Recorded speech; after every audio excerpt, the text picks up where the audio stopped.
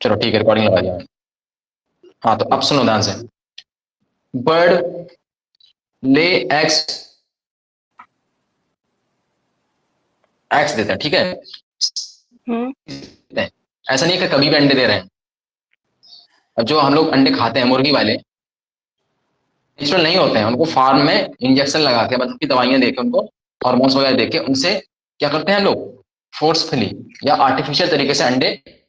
और वो एग्स कैसे वाले होते हैं, समझ ध्यान से, वो फार्म वाले होते हैं। उसका मतलब क्या है, उसका ये मतलब होता है वो फर्टिलाइज एग नहीं होते हैं। एक हम बोलते हैं ना कि देसी एग है। देसी, देसी का मतलब समझते हो? देसी का मतलब है कि मेल और फीमेल गैमेट के बनने से जो एग बना है वो वाला। और जो व्हाइट एग आता है ना, वो कौन सा होता है, वो केवल फीमेल का गैमेट होता है। क्या होता है फीमेल का?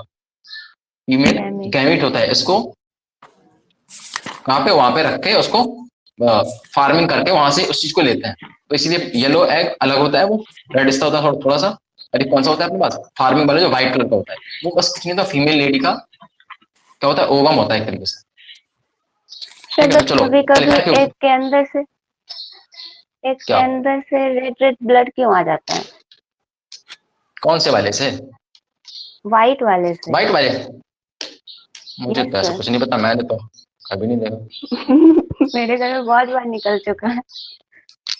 अच्छा, हो सकता है कुछ और होता, बट जहां तक इतना मुझे पता था, सर्च नहीं करें। Words lay eggs only seasonally, ये चीज याद रखना, सीजनली क्वेश्चन बनेगा सीजनली से। ये तो सबको पता रहता है कि हाँ पक्षी है, बर्ड्स है, तो अंडे तो देंगे, बट कब देते हैं, वो सीजन में देते हैं नेचर में, ठीक है। Bird is captivity as an poultry farm to lay eggs throughout the year. लेकिन कैप्टिविटी में जब हम आर्टिफिशियल कराते हैं ना, तो कैप्टिविटी में उसको रखते हैं, तो वो लेग क्या है, थ्रू आउट द ईयर देती है। ये चीज बताना है, तो इस चीज पे रखना कि कैप्टिविटी में, वर्ड इन कैप्टिविटी, यानी कि कैप्टिविटी का मतलब क्या है, एज इन पोल्ट्री फार्म है ना, यानी कि उनको वैसा ही इन्वायरमेंट, जैसा कि उनको क्या है, क्या बोलते हैं कि सीजन चाहिए होता है एग देने के लिए, वैसा ही इन्वायरमेंट हमको प्रोवाइड करते हैं, उसको बोलते हैं कैप्टिविटी में। तो उसमें क्या होता है, उस टाइम पे वो अंडे देते हैं, एग देते हैं थ्रू आउट द ईयर, क्योंकि हम उनको जो एनवायरमेंट है ना, वो through out the year provide करते हैं। तो उनको लगता है कि हमारा सीजन चल रहा है अंडे देने का, चलो अंडे देते हैं, इस तरीके से, ठीक है। कि laying egg, laying egg is not related to reproduction but is a commercial exploitation for human welfare। ये रिप्रोडक्शन नहीं है। अब सोचो अगर रिप्रोडक्शन नहीं बोल रहा है तो इसका मतलब क्या है, यंगमंस नहीं बनेंगे इससे, ठीक है ना। हाँ, तो ये चीज याद रखनी है कि जो लेइंग एग्स, जो अंडे देते हैं, is not related to reproduction but is a commercial exploitation for human welfare, ठीक है। The females of placental mammals exhibit cyclic changes in their activity of ovary and accessory ducts। देखो ध्यान से, हम लोग जो अपने प्लेसेंटल मैमल्स होते हैं, उनके अंदर जो चेंजेस आते हैं, उन चेंजेस का कारण कौन कौन है, उन चेंजेस का जो रीजन है वो ओवरी की वजह से होता है और एसेसरी डक्ट्स की वजह से होता है, क्योंकि हार्मोन्स एसेसरी डक्ट से भी रिलीज होते हैं। रिप्रोडक्टिव स्ट्रक्चर जो पूरा होता है ना, वहां से। कट जाती है। अभी कट रही है? Yes sir. अरे आज क्या हुआ है, किसका भूत लगा है? सर लगता है आपका हेलो, नेट खत्म हो गया। हेलो। नहीं अरे सुबह से खत्म हो गया अभी। अब आ रही है ना? नहीं आ रही है? यस सर, आ रही है, आ रही है। आ रही है ना प्रॉपर? यूज हो जाएगा तो सुबह भी खत्म हो जाएगा। इसलिए हम बचा के रखते हैं ना। हमने जो दिन भर का टाइम पर बाद टाइम देखते हैं, मतलब फालतू चीज देख कर निकाल लेते हैं ना, कि रील्स चल रही है, ये चल रहा है, वो भी कम कर दिया, न्यूज देख रहे हैं वो भी कम कर दिया, डाटा हम सोचो मैं तो कंजर्व कर सुबह रहे ही हैं। खत्म कर देता हूँ। काहे कर देते हैं? वाईफाई लगा हुआ है नहीं, तो बचा के रखो। हाँ इन दिस केस कहाँ बता रहे थे यार, तुम भुला देते हो, फिर बोलते हो जल्दी कराओ। The female of placental mammal, जो फीमेल होती है प्लेसेंटल मेमल्स की, प्लेसेंटल मेमल मतलब इसके पास प्लेसेंटा बनता है। प्लेसेंटा कब बनता है? प्लेसेंटा होता क्या पहले, प्लेसेंटा होता है connectivity between, during pregnancy between what, child during और चाइल्ड मदर के और बीच में जो कनेक्टिविटी है मदर ना, के बीच। जो कनेक्टिविटी होती है वो किसके थ्रू होती है, वो प्लेसेंटा के थ्रू होती है। प्लेसेंटा क्या करता है, न्यूट्रिशन, एंटीबॉडी, ये सारी चीजें क्या होती हैं, चाइल्ड को प्रोवाइड करता है। करता है। क्लियर है, वो आगे चल के देखेंगे। तो उस वो लाइक जो प्लेसेंटल मेमल्स होते हैं exhibit cyclic changes in their activity of ovary and accessory duct. तो इनकी एक्टिविटी ऑफ ओवरी और एसेसरी डक्ट्स में क्या है, साइक्लिक चेंजेस होते हैं। क्या होते हैं, साइक्लिक चेंजेस। वो किसकी वजह से होते हैं, तो वो होते हैं as well as hormones during the reproductive phase. तो रिप्रोडक्टिव फेज के ड्यूरिंग क्या होते हैं, हार्मोनल चेंजेस बॉडी के अंदर होते हैं। हार्मोनल चेंजेस होते हैं, सबको पता है कि जैसे कि हम बात करते हैं कि एक एलएच सर्ज होता है जिसमें क्या होता है, ओवम रिलीज होता है। एक क्या है, बहुत ज्यादा पता है, बॉडी की जो एंड्रोमेट्रियम, सॉरी प्लेसेंट, जो अपनी क्या है यूट्रस की जो एंड्रोमेट्रियम है वो डिक्लाइन करने लगती है ना। तो इस तरीके से, या फिर बोले कि जब नहीं एंडोमेट्रियम, मायोमेट्रियम तो मिडिल की होती है, जो कि चेंज मायोमेट्रियम नहीं नहीं मायोमेट्रियम शायद अंडरगो साइक्लिकल चेंज। अरे नहीं यार, एंडोमेट्रियम हाँ, होता है। ऐसा सुनो, एंडोमेट्रियम। ये रही सबसे पहली लेयर, ये रही दूसरी, ये रही सबसे तीसरी। तो ये वाली यहाँ पे होते हैं क्या, इसको बोलते हैं एंडोमेट्रियम। ये वाली जो मायोमेट्रियम होती है वो क्या हाई कॉन्ट्रेक्शन प्रोवाइड करती है। क्या करती है, हाई कॉन्ट्रेक्शन, जिसकी वजह से चाइल्ड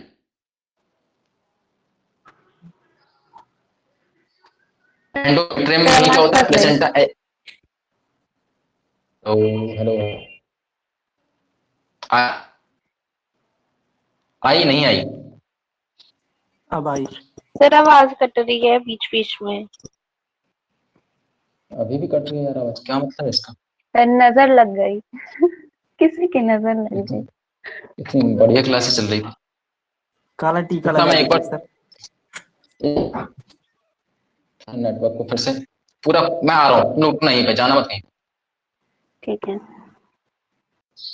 हाँ, क्या बोल रहा था, तो ये चीज समझ आई नहीं आई, अरे Yes. बोल लो, क्वेश्चन समझ में आते हैं। साइकिल होती है साक्षी जब जब बोलते हैं ना कान फाड़ देते हैं। हाँ, अभी बोलो क्या बोल रहे थे। सर, ये साइकिल होती है, ईस्टर साइकिल, क्या होती है? ईस्टर साइकिल जैसे मेंस्ट्रुअल साइकिल होती है ना, जैसे फीमेल्स में, मतलब ह्यूमंस में क्या होती है, मेंस्ट्रुअल साइकिल चलती है, पीरियड्स चलते हैं। तो उसमें क्या होता है, जैसे ब्लीडिंग होती है ना, तो और एंडोमेट्रियम जो होती है ना, किसकी, यूट्रस की, वो शेड होती है। क्या होती है, शेड होती है, मतलब झड़ जाती है और धीरे धीरे ब्लड बाहर आने लगता है और एंडोमेट्रियम की लाइनिंग बाहर आती है। तो ऐसे ही किसमें, ईस्टर साइकिल, मतलब ये किसमें होती है, ये होती है अपनी जानवर, किसमें, काऊ में, सीप में, रैट में, डियर में, डॉग में, टाइगर में, इन सब में होती है। लेकिन इनमें ब्लड वगैरह ऐसा नहीं, हाँ इनमें लेकिन क्या नहीं आता, इनमें ब्लड, हाँ सीजनल होता है, ये सीजनल होता है। कैसा होता है, सीजनल होता है, और इसमें ब्लीडिंग नहीं होती है, ये चीज याद रखनी है। कम और होती जिस है। जिसमें हाँ नहीं होती नहीं है, और जिन जिनमें होती है तो वो अंदर ही एब्जॉर्ब हो जाती डॉग्स में होती है, है। एब्जॉर्ब हो जाती है अंदर, वो बाहर नहीं आती है। सर मैंने खुद देखा क्या, है। क्या बाहर ईस्टर साइकिल से बाहर जो वो निकलता हुआ, यस सर, क्योंकि नहीं एक रिलेटिव उसके पास अरे थी वो, ना, तो अरे ना उसको वो डिजीज हो गया होगा, बीमार हो गई, अदरवाइज उनका जो आता है ना ईस्टर साइकिल से आता है, वो अंदर एब्जॉर्ब हो जाता है। उनकी एंडोमेट्रियम जो यूट्रस है ना, उसको एब्जॉर्ब कर लेता है, बाहर रिलीज नहीं करता है। एक बार फिर से रीड करना, ठीक है, फिर से रीड कर लेना, ठीक है। इस चीज को एक बार तुम लोग किसी बुक, स्टैंडर्ड बुक से रीड कर लेना, जो मैंने बताया यही मिलेगा तुम्हें, ठीक है। ब्लीडिंग तो कुछ में तो होती नहीं है, लेकिन अगर कुछ में होती भी है तो उसमें एब्जॉर्ब हो जाती है। और हो सकता है मैंने गलत गलत बोल दिया तो डाउट मेरा क्लियर कर दें, ठीक है, बट मैंने शायद गलत बोला नहीं है जहां तक मैंने पढ़ा है, ठीक है। तो इसके क्वेश्चन सारे पैटर्न समझ में आ गया, क्या क्या बन सकता है ना। Yes sir. तो अब धुआं उड़ा दोगे इस पैराग्राफ का। एक तो अंडे वाला कि बर्ड्स अंडे देते हैं, सीजनली देते हैं, ये चीज रखना। और कैप्टिविटी में जब हम उनको रखते हैं तो थ्रू आउट द ईयर देते हैं वो, ठीक है। लेकिन जो पोल्ट्री फार्म में अंडे होते हैं वो एज ए रिप्रोडक्शन के लिए नहीं दिए जाते हैं, वो हमारे ह्यूमन वेलफेयर के लिए दिए जाते हैं। कमर्शियल उनका हम एक्सप्लॉइटेशन कर रहे होते हैं, ठीक है। चलो आगे। कमर्शियल एक्सप्लॉइटेशन का क्या मतलब हुआ सर? कमर्शियल मतलब क्या होता है, कमर्शियल मतलब बेचो, खरीदो, खाओ, इस तरीके का। और एक्सप्लॉइटेशन मतलब क्या हो, जरूरत से ज्यादा हम वो नहीं चाहते कि हमारा क्या हो, हम लोगों से अंडे लिए जाएं, लेकिन हम जरूरत से ज्यादा जबरदस्ती कर रहे हैं ना उनके साथ। जब हम किसी के साथ जबरदस्ती करते हैं तो उसको एक्सप्लॉइट करना। अन्याय करना, है ना, एक्सप्लॉइट कर रहे हैं सर हमको। ये कहीं जैसे मॉइस्ट अभी से रिलेटेड तो नहीं है जो वहां पर क्या, जैसे अगर मॉइस्ट आदमी से के साथ ऐसा होता है तो हम किससे वाइट, अच्छा वो हम आगे स्ट्रेटजी में पढ़ेंगे, नहीं नहीं यहाँ पे नहीं, वो स्ट्रेटजी में पढ़ेंगे, हम वहां पे देखेंगे, ठीक है। उस टाइप में जैसे नहीं अगर हो आदमी सकता? मोएट में क्या होता है, मोएट में शायद 8 नहीं, वो ऐसा नहीं होगा, नहीं नहीं नहीं, वो इसके अंडर नहीं आएगा, वो हम काउ काउ के अंडर पढ़ते हैं, है ना, काउ और उसके अंदर पढ़ते हैं, वो एक सेपरेट चीज है प्रोडक्शन के लिए, ठीक है, वो देखेंगे हम उसमें। तो अगर कनेक्टिविटी होती होगी, अगर कनेक्टिविटी लगेगी तो कर दूंगा मैं वहां से, ठीक है, जब वहां पे पढ़ूंगा। अगर कनेक्ट होता हुआ दिखेगा मुझे चैप्टर कहीं से भी, तो आगे पीछे कनेक्ट हो जाएगा, क्वेश्चन तुम्हारा दोनों साइड से कनेक्ट हो जाएगा, बस इतना टेंशन। लेकिन अगर आदमी के साथ यही चीज करी जाए तो आदमी क्या ह्यूमन राइट चिल्लाएगा। अब यहाँ पे चिल्लाना चाहिए ना मुर्गा राइट, मुर्गा राइट, कि उनका नहीं है मन तो काहे उनसे अंडे ले रहे हो, ना एक्सप्लॉइटेशन जबरदस्ती ले रहे हो तो जरूर गलत है ना। किसी भी ह्यूमन बीइंग के मतलब किसी भी लिविंग बीइंग के साथ अगर ऐसा कर रहे हैं तो गलत है, ठीक है। तो सीजनल ब्रीडर होते हैं एक, और एक क्या होते हैं कंटिन्यूअस ब्रीडर होते हैं। तो सीजनल ब्रीडर कौन से वाले हैं, जो ईस्टर्स साइकिल वाले हैं, कौन से वाले हैं, ईस्टर्स साइकिल वाले जो क्या है ब्रीडर्स हैं, उनको हम क्या बोलते हैं, सीजनल ब्रीडर बोलते हैं। और जो मेंस्ट्रुअल साइकिल वाले हैं वो क्या है, कंटिन्यूअस ब्रीडर है, कंटिन्यूअस ठीक है। ब्रीडर कंटिन्यूअस मतलब साल में कभी भी हो रहे हैं, कभी सर्दी में होता है बच्चा, कभी गर्मी में होता है, कभी बरसात में होता है, मतलब 12th मंथ जो होते हैं ना एक ईयर के, कभी पे भी कोई भी हो जाता है। अभी हम लोग यहाँ पढ़ रहे हैं, कोई हो रहा होगा, ठीक है। चलते हैं आगे। तो इसके बाद इस पैराग्राफ में शायद कुछ है नहीं, देख लेते हैं फिर भी। That we all grow old is something that we recognise. Mic किसका बज रहा है ये, इसको पढ़ लेना, ठीक है, इसमें कुछ नहीं मिलेगा तुम्हें पढ़ने में, और अगर मिलता है तो क्वेश्चन बना के दिखाना मुझे, ठीक है। अरे समझ लो, बता दो, बता दिया करो कि हाँ ठीक है। आगे in both plant and animal, in both plant and animal hormone are responsible for transition between क्या, in both plant and animal hormone कौन, hormone responsible for transition between 3 phases। कौन कौन सी phases, अब वो जो अपने 3 phases पढ़ी थी कौन कौन सी पढ़ी थी, ग्रोथ वाली, हाँ वेजिटेटिव है ग्रोथ वाली, वेजिटेटिव को जुवेनाइल बोलते हैं एनिमल में, सेनेसेट, ये तीन। तो ये तीनों फेजेस के लिए कौन रिस्पॉन्सिबल है, हार्मोन्स रिस्पॉन्सिबल है। कौन रिस्पॉन्सिबल है, हार्मोन्स, ठीक है। 3 phases, interaction between hormone and certain environmental factor. ध्यान से, शायद मैंने कल बताया भी था कि एनवायरमेंट का भी इफेक्ट पड़ता है किसी भी चीज पे। हम कहाँ पढ़ रहे थे, हमने जब पढ़ा था कि किसी का रिप्रोडक्शन कैसा होगा, किसी का रिप्रोडक्शन कैसा होगा, तो वो केवल इस बात पे डिपेंड नहीं करता, किस बात पे, कि क्या चीजें पढ़ी थी अपने, हैबिटाट पे और फिजियोलॉजी पे। तो केवल फिजियोलॉजी पे डिपेंड नहीं करता रिप्रोडक्शन कैसा होगा, वो उसके एनवायरमेंटल फैक्टर पे भी डिपेंड करता है। तो यहाँ पे यही चीज बताना चाह रहा है कि हमारी जो लाइफ है ना, पूरी लाइफ, वो पूरी की पूरी लाइफ केवल हार्मोन पे डिपेंड नहीं करती, हमारे एनवायरमेंटल फैक्टर पे भी डिपेंड करती है, ठीक है। तो कह रहा है एनवायरमेंटल फैक्टर आएगा, हाँ हाँ हाँ हाँ हाँ हैबिटाट में आएगा। Interaction between hormone and certain environmental factor regulate the reproductive process। reproductive process हमारी कैसी होगी या कैसे चलेगी, उसके लिए हार्मोन भी रिस्पॉन्सिबल होते हैं। और हार्मोन किसके अंदर आ जाएंगे, फिजियोलॉजी के अंदर, किसके अंदर आ जाएंगे, फिजियोलॉजी के अंदर, और सर्टेन एनवायरमेंटल फैक्टर है ये, ठीक है। जैसे कई बार देखा होगा कि कुछ एनिमल ऐसे होते हैं जिनको गर्मी पड़ती है तो वो मेल देते हैं, और सर्दी पड़ती है तो वो फीमेल देते हैं। ये एनवायरमेंट का फैक्टर ये है कि एनवायरमेंट में अगर गर्मी हो जाती है तो उनके होने वाले जो ऑफस्प्रिंग है यानी कि बच्चे हैं वो क्या होते हैं, हमेशा मेल ही होते रहते हैं, या फिर अगर सर्दी पड़ती है तो फीमेल ही होते रहते हैं। तो ऐसे कई जगह पे है। अब कई जगह एग्जाम्पल है, एग्जाम्पल मुझे याद नहीं बट है एग्जाम्पल, आगे मिलेंगे हम जब इकोसिस्टम इकोलॉजी पढ़ेंगे, क्या पढ़ेंगे, इकोलॉजी पढ़ेंगे हम लोग, इकोलॉजी में इसका एग्जाम्पल दिया है, ठीक है। तो कुछ एग्जाम्पल ऐसे तो मैंने एनसीईआरटी में नहीं है, बट फिर भी जो एनसीईआरटी में है वो हम आगे देख लेंगे। कुछ जगह ऐसी हैं कि अभी वहां पे केवल क्या हो रहे हैं, वहां पे केवल अभी फीमेल ही हो रही है, मेल हो ही नहीं रहा है, ये सब तो केवल सही तो गुजरात में है ना, क्या आदमी नहीं कर रहे कि वो तो किसने कर रहे बात नहीं कर रहे। एक है एक जगह पे, वहां पे किसी एनिमल्स की साथ बात चल रही है, किसी ऑन लिविंग ऑर्गेनिज्म, मुझे दिमाग से निकल गया उसका एग्जांपल का नाम। तो वहां पे क्या होता है, सारे फीमेल ही हो रहे हैं, क्योंकि वहां पे टेम्परेचर का राइज हो गया है, और टेम्परेचर का राइज होने की वजह से उनकी जो अंदर का मटेरियल है ना, एनवायरमेंट चेंज हो गया, उसकी वजह से अब वो फीमेल ही वहां पे बर्थ हो रही है, फीमेल बर्थ, मेल हो रही है, तो पूरा खराब, शायद प्रोटोटाइज किया है ना, ऐसा कुछ है, हाँ सही बोल रहे है ना, तो वो चीज है। यस तो हम देखेंगे एग्जाम्पल, उसका नाम शायद अगर दिया हो तो देखें, टॉर्टोइज कोई है, कोई सर्च कर लेना एक बार, ज्यादा से तो मुझे नाम याद नहीं आ रहा, नाम के चक्कर में सोचेंगे तो आधा घंटे कोई फायदा नहीं, इकोलॉजी में उससे है आएगा भी ना? नहीं एग्जाम्पल, शायद इकोलॉजी में लिखा हुआ है, मुझे लगता लेकिन है इकोलॉजी में ये कंसेप्ट तो है, सुनो, ये कंसेप्ट है कि टेम्परेचर वेरिएशन आने से कौन सा कभी मेल होने लगता है, कभी फीमेल लगता है, ये वाली चीज है, बट एग्जाम्पल है कि नहीं वो मुझे याद नहीं, ठीक है, वहां पे देखेंगे हम लोग। इसके बाद आती है इवेंट इन सेक्सुअल रिप्रोडक्शन। तो सेक्सुअल रिप्रोडक्शन के कितने इवेंट होते हैं? तो सेक्सुअल रिप्रोडक्शन के 3 इवेंट होते हैं, pre fertilisation, fertilisation, post fertilisation. इसका मतलब क्या है? शादी से पहले और शादी के बाद और शादी में, है ना। फर्टिलाइजेशन क्या हुआ? शादी, ये हो गया शादी के पहले हमारी जिंदगी कैसी थी और शादी के हमारी बाद जिंदगी कैसी रहेगी, तो यहाँ पे उस चीज की बात हो रही है, ठीक है। तो ओवा क्या है? दो क्या है हमारे पास? 2 गैमीट है, 2 गैमीट फर्टिलाइज हो गए, मतलब क्या शादी हो गई, तो फर्टिलाइज होने से पहले दोनों अलग अलग थे, तो प्री फर्टिलाइजेशन हो गया, और अगर फर्टिलाइज हो गए तो मतलब दोनों आपस में मिल चुके हैं, हो चुका है, उसके बाद की बात में क्या चल रहा है? जाइगोट बनेगा, फिर आगे और आगे चीजें होंगी ना, तो पोस्ट फर्टिलाइजेशन। तो अब देखते हैं क्या लिखता है एनसीईआरटी, क्या बोल रहे थे, बोले दीजिए, अच्छा बोलो बोलो, कौन? ये बोल रहा था ना कुछ बीच में,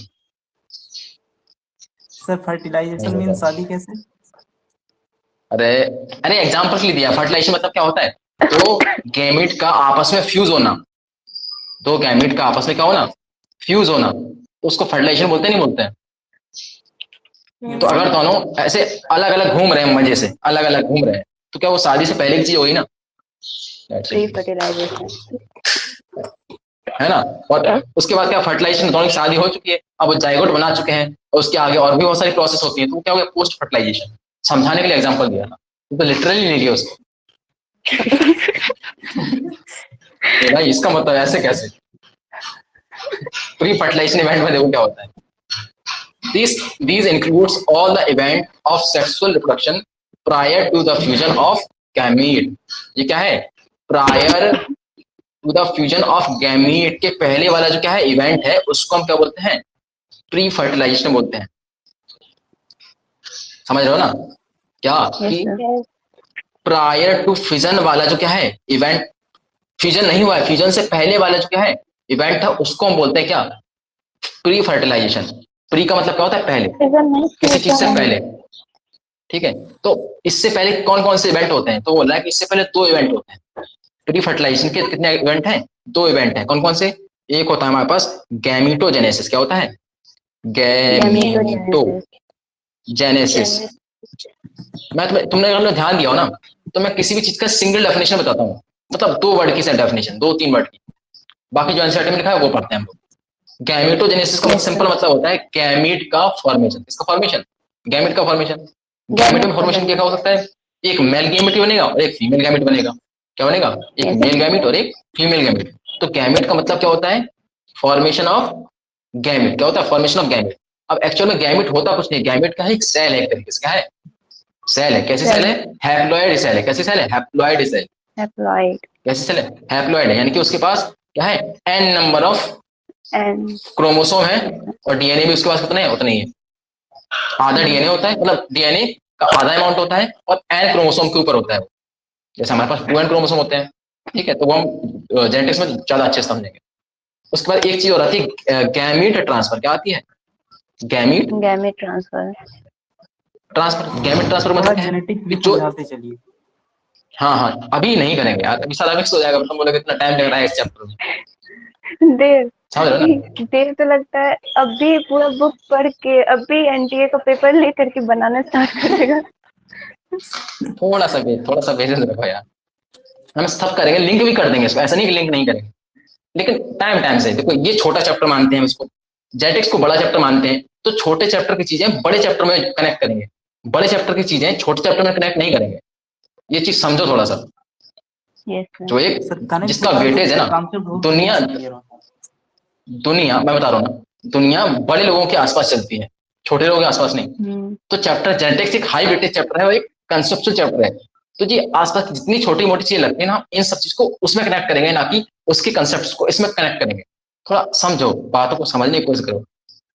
समझ रहे हो ना, जी नहीं समझ रहे हो? हाँ। समझ गया।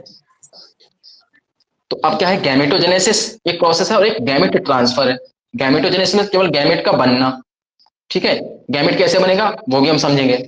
एक है गैमेट ट्रांसफर। अच्छा गैमेट तो बन गया, गैमेट तो बन गया, अब गैमेट को क्या करना है, फ्यूज करना है। फ्यूज मतलब फर्टिलाइजेशन करना है। तो उस फर्टिलाइजेशन करने से पहले गैमेट को एक जगह से दूसरी जगह जाना भी तो पड़ेगा। अरे एक दूसरे के पास आना पड़ेगा, नहीं आने पड़ेगा? जब तक पास आएंगे नहीं तब तक वो फर्टिलाइज कैसे आना करेंगे? पड़ेगा। तो उसके लिए होता है गैमेट ट्रांसफर, ठीक है। क्या, जैसे मान लो कि एक एल्गी है, पानी में रहती है, उसने फीमेल गैमेट बना लिया। एक दूसरी एल्गी भी रहती है वहीं पे, उसने क्या बना, उसने मेल गैमेट बना लिया, ठीक है। अब क्या करना है, दोनों को अपने अपने गैमेट को जब मिलाएंगे तभी तो फर्टिलाइजेशन होगा। तो उसको क्या करना पड़ेगा, वो जो फीमेल गैमेट रहेगा वो कहेगा चलो हम अपना लेके बैठे हैं, तो मेल गैमेट हो ना, तुम अपना भेज दो, हम यहाँ पे फर्टिलाइजेशन करा देंगे। तो वहां से पानी छोड़ देता है, तो बहता बहता जाता है। तो अब बताओ, उसने पानी में छोड़ा है, तो यहाँ पे लगती है प्रोबेबिलिटी। क्या लगती है? प्रोबेबिलिटी कि वो पहुंच पाया नहीं पहुंच पाया। अगर मान लो एक रिलीज करेगा तो चांसेस क्या है, बहुत कम पहुंचने के। इसी वजह से मेल को हमेशा ज्यादा नंबर ऑफ क्या है, मेल गैमेट ट्रांसफर करने पड़ते हैं। क्योंकि जब ज्यादा छोड़ेगा तो कुछ जाके क्या हो जाएंगे, कुछ तो पहुंच ही जाएंगे। क्या है, जब हम बहुत सारे गैमेट को ट्रांसफर करेंगे मेल गैमेट, तो कुछ तो पहुंच ही जाएंगे ना, सारे ना पहुंचे तो इस वजह से क्या हो जाएगा, फर्टिलाइजेशन हो जाएगा, चांसेस बनेंगे। तो ये चीज दोनों समझ आ गई नहीं आ गई? गैमेट ट्रांसफर और गैमेटोजेनेसिस, ठीक है। इसकी बहुत ज्यादा डिटेल हम गैमेटोजेनेसिस की किसमें पढ़ते हैं, एक तो अपने ह्यूमन वाले में पढ़ेंगे गैमेटोजेनेसिस पूरा क्या होता है। एक हम लोग पढ़ते हैं सेक्सुअल रिप्रोडक्शन में प्लांट, किसमें, प्लांट वाले में, हायर प्लांट्स वाले में, तो उसमें थोड़ा सा गैमेटोजेनेसिस है, तो वहां पे पढ़ते हैं। तो यहाँ पे जितना, क्योंकि हम चैप्टर रिप्रोडक्शन का इंट्रो वाला चैप्टर है, इंट्रो वाला, समझ रहे हो ना। तो यहाँ पे चीजें एलोबरेट नहीं करनी है, बस यहाँ पे थोड़ा थोड़ा इनको टच करते हुए चलना है। और जो एनसीईआरटी की वैसी लाइन लिखी है ना, जो जिससे क्वेश्चन बनने का आंसर वो देखेंगे। ये तो पूरा कंसेप्ट है किसका, गैमेट ट्रांसफर का, क्योंकि हम उसमें, तो गैमेट ट्रांसफर के भी तरीके होते हैं, वाटर से हो रहा है, किससे हो रहा है, पॉलिनेशन होता है, एक चीज है ना। तो इस तरीके की सारी चीजें हमको देखना है वन बाई वन। बट अभी हमें लिटरली केवल इतना देखना है, जैसे 9th क्लास में नहीं होते, 9th क्लास में केवल एक चीज बताई जाती है वही, जैसे 10th में आओगे तो तुम्हें उसके साथ मैथमेटिक्स में और चीजें उसके साथ ऐड कर दी जाती है। ऐसे ही मैं यहाँ करना है, यहाँ पे केवल गैमेट ट्रांसफर का मतलब, हाँ तो उसको समझो, फिर उसके बाद अगले वाले चैप्टर में सारी चीजें इलेबोरेट करके बताई जाएंगी। तो अब हम देखते हैं गैमेटोजेनेसिस क्या होता है, जितना एनसीईआरटी लिखती है उस हिसाब से। क्या कहता है गैमेटोजेनेसिस के बारे में, कि gametogenesis refer to the process of formation of two type of gamete.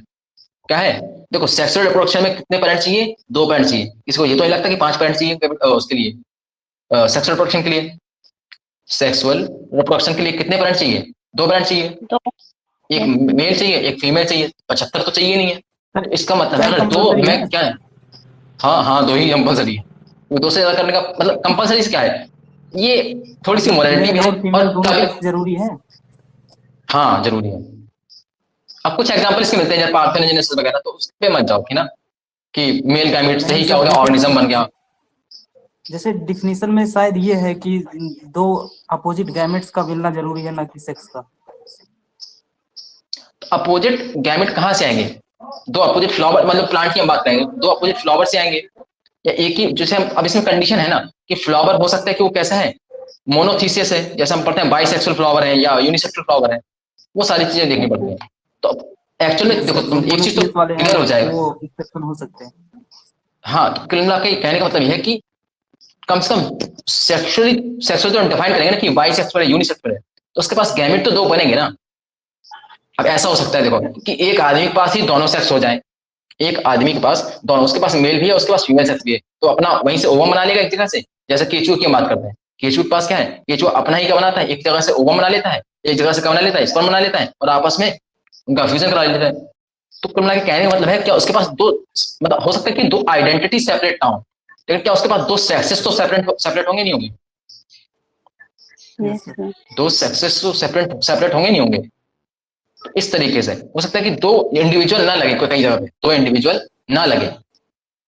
अभी समझ आया नहीं आया, वेरिएबिलिटी तो नहीं आएगी ना उसमें अगर मोनोसियस, किससे, मोनोसियस। हाँ ये बात तुमने सही करी कि जेनेटिक वेरिएबिलिटी नहीं आएगी, क्योंकि उसका जेनेटिक मटेरियल ओवम में आ रहा है, उसी का जेनेटिक मटेरियल किस में आ रहा है, स्पर्म में आ रहा है। तो इससे जेनेटिक्स में मतलब जो जेनेटिक वेरिएबिलिटी है या वेरिएशन आने के चांसेस कम रहते हैं। वो एक चांस होता है है ना, कि नए कॉम्बिनेशन बन सकते हैं। मान लो चलो जब जेनेटिक्स में ही देखेंगे तो क्रॉसिंग ओवर वगैरह होता है, तो थोड़े बहुत चांसेस सर वो म्यूटेशन से या फिर शायद genetic variability because of gametogenesis आएगा।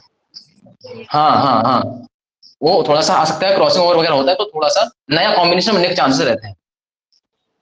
नए कॉम्बिनेशन, क्योंकि अब ऐसा होता है ना कई बार, जैसे हमारे पास पूरी बॉडी में जो जीन्स है वो मम्मी पापा के कॉम्बिनेशन से बने, बट हमारे पास कुछ दादा दादी के जीन्स होते कि नहीं होते हैं? यस सर, होते हैं। होते ना, होते हैं। अब वो पड़े हुए हैं अभी वो बंदरों के हैं शायद।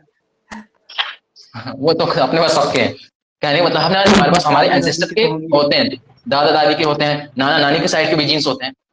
तो क्या है, वो कॉम्बिनेशन जब बनता है तो पैटर्न के हिसाब से वो नए निकल के आ जाते हैं, निकल के आ जाते हैं। तो कई जीन्स एक केचुए के अंदर भी क्या है अपने पेरेंट्स के तो होंगे, बट अब क्या है कि उसमें वो निकल के आ रहे हैं क्रॉसिंग ओवर के बाद या नहीं आ रहे हैं, वो हमें देखना पड़ेगा आगे चल के। हम आगे देखेंगे थोड़ा सा डिटेल में उसको, उसी में देखेंगे, क्योंकि केवल जेनेटिक्स ही सबको परेशान करता है। तो उसको हिसाब किताब से भी करेंगे, उसको थोड़े नोट्स से भी करेंगे, क्योंकि थोड़ी सी चीजें उसमें टर्मिनोलॉजी जो है ना वो एक्स्ट्रा आती है, जो टर्म्स है ना नहीं सर, थोड़े वो से एक्स्ट्रा होते हैं। कंसेप्चुअल है, वो आसान होता है। जो ये बहुत ज्यादा थियोरेटिकल टाइप के एग्जांपल्स जो रटने हाँ वाले हाँ, होते हैं वो परेशान करते हैं। तो उसके एग्जाम्पल में कुछ गिनती के एग्जाम्पल है, 7 8 है ना, डाइहाइब्रिड क्रॉस में है ना, ये प्लूट्रॉपी ये वो सब सारी चीज। तो चलो देख ध्यान से, process of formation of gamete क्या कहलाता है, गैमेटोजेनेसिस कहलाता है। और गैमेट कैसे बनते हैं, हैप्लॉइड बनते हैं। कैसे बनते हैं, हैप्लॉइड।